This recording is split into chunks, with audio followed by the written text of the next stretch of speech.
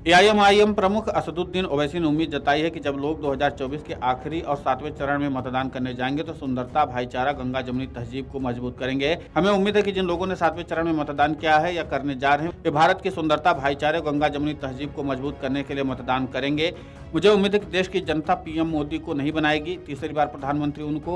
ओवैसी ने यहां संवाददाताओं से कहा कि उत्तर प्रदेश के उप मुख्यमंत्री केपी मौर्य की टिप्पणी की मुस्लिम आरक्षण पर 4 जून के बाद सर्वे कराया जाएगा। उस पर प्रतिक्रिया देते हुए असदुद्दीन ओवैसी ने कहा, मैं उनसे पूछना चाहता हूं, क्या उन्हें पिछड़े मुसलमानों से इतना प्यार है? मोदी जी ने पिछड़े मुसलमानों पर भाषण दिया, उन्होंने 1950 के राष्ट्रपति आदेश का भी हवाला दिया और पिछड़े मुसलमानों को वो दर्जा दिया।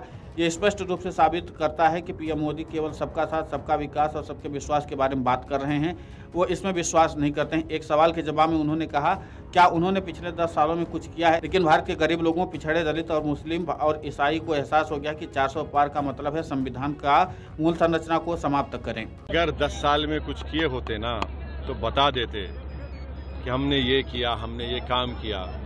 मगर भारत की जो गरीब जनता है, पिछड़ा है, दलित है, मुसलमान और ईसाई हैं, सब जान चुके हैं कि ये 400 पार का मतलब ये है कि संविधान को ख़त्म कर देना या बेसिक स्ट्रक्चर को ख़त्म कर देना, फिर आरक्षण निकाल देना। ये इसीलिए ये पैगाम जा चुका है इन तमाम समाजों में जो इस देश के संविधान से मोहब्बत करते, जो बाबा साहब से मोहब्बत करते, उनको पैगाम जा चुका है।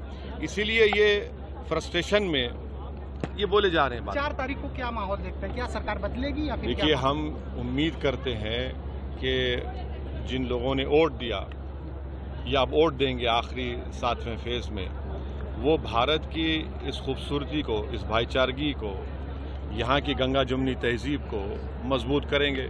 और हमको उम्मीद है कि इंशाअल्लाह तीसरी मरतबा देश के मतदान करने वाले तीसरी मर्तबा देश का प्रधानमंत्री नरेंद्र मोदी को नहीं बनाएंगे। उत्तर प्रदेश के लोकसभा चुनाव के सभी 7 चरणों में मतदान हो रहा है, जिसका अंतिम चरण 1 जून को होना है। कांग्रेस राज्य में समाजवादी पार्टी के साथ साझेदारी में चुनाव लड़ रही है और एक दूसरे के साथ सीट साझा करने का समझौता किया है। सीट समझौते के अनुसार कांग्रेस ने 17 सीटों पर चुनाव लड़ा है और समाजवादी पार्टी के पास चुनावी रूप से महत्वपूर्ण राज्य में शेष 63 सीटें हैं। 2019 के आम चुनाव में भाजपा विजयी हुई, उसने उत्तर प्रदेश की 80 में से 62 सीटें हासिल की थी।